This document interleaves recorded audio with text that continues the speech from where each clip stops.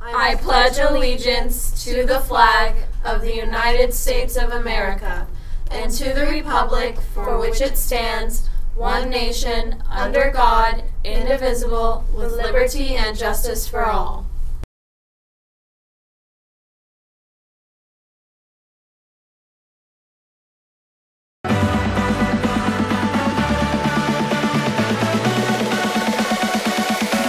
It's beautiful.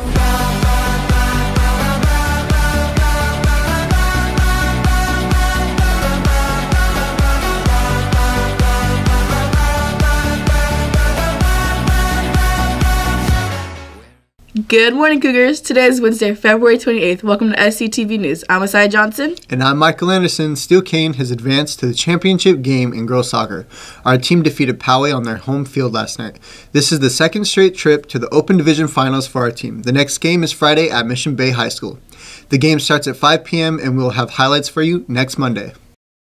Steel Canyon is preparing for a visit from WASC, the Western Association of Schools and Colleges.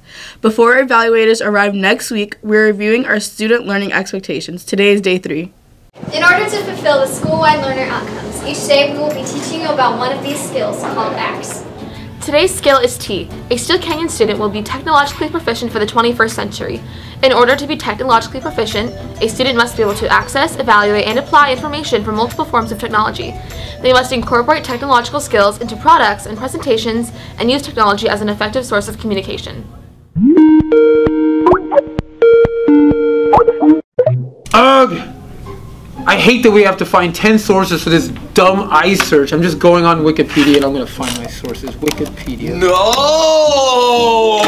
Don't do that! Anyone could put information into Wikipedia.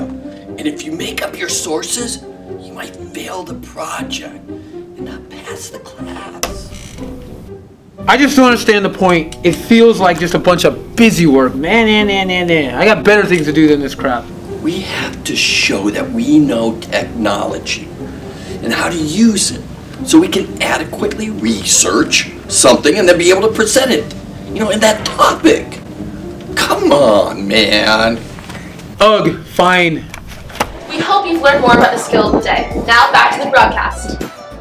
Are students smarter than our teachers? We'll find out today after school when our staff competes against the Student Academic League team in the library.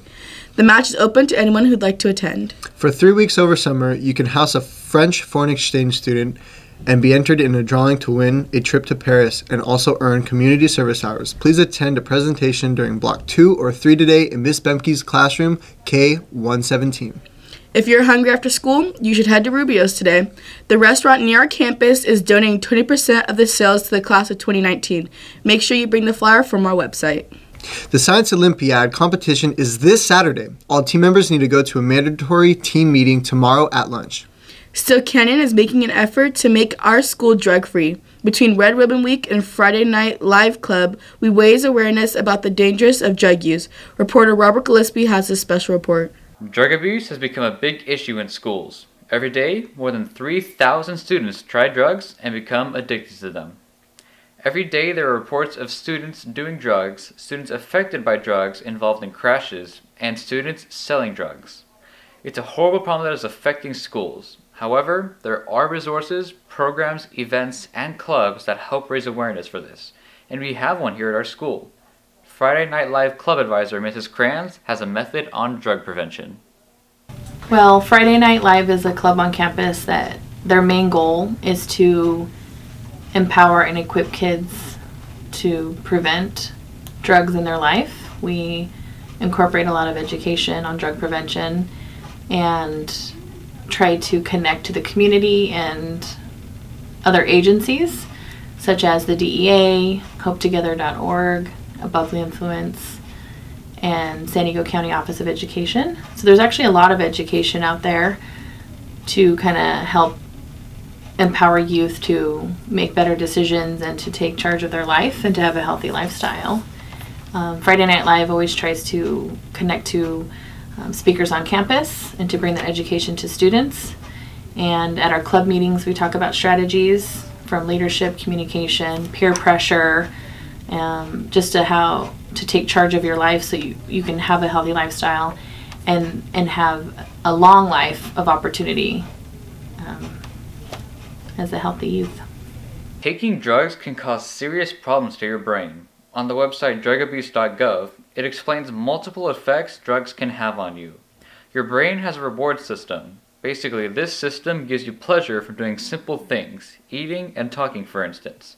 The dopamine in drugs stimulates that part of the brain, giving you the intensely pleasurable high, which leads people to take drugs over and over.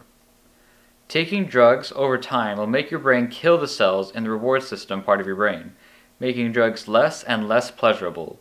But not just drugs. Simple things in life like eating and talking won't be fun or pleasurable to you anymore. It's estimated on website drugfree.org that a decade from now, over 1.8 million could die from drug abuse, alcohol, and suicides. What opinions do students and our principal have on drugs? As a school, we believe students can't learn optimally unless they're drug or alcohol free.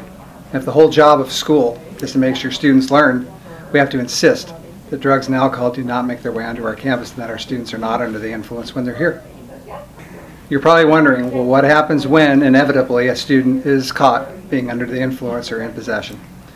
So there's a couple of mandatory programs that happen. The first one's called PATH, where you go and get drug and alcohol counseling. Should you be a repeat offender, you go to a program called PASS. PASS is much more serious. It involves weekly drug testing and weekly therapy and treatment sessions for the addiction that obviously is happening. So PATH and PASS are the two programs we send kids to if they're repeat offenders. Also, just as one more level, one more reason to give kids the motivation to not bring that or behave that way on campus, we have our drug sniffing dogs that come around. Perhaps you've seen an assembly where their amazing skills are demonstrated. So the dogs will come around a couple times a month. It's all random, and where they go on campus is random.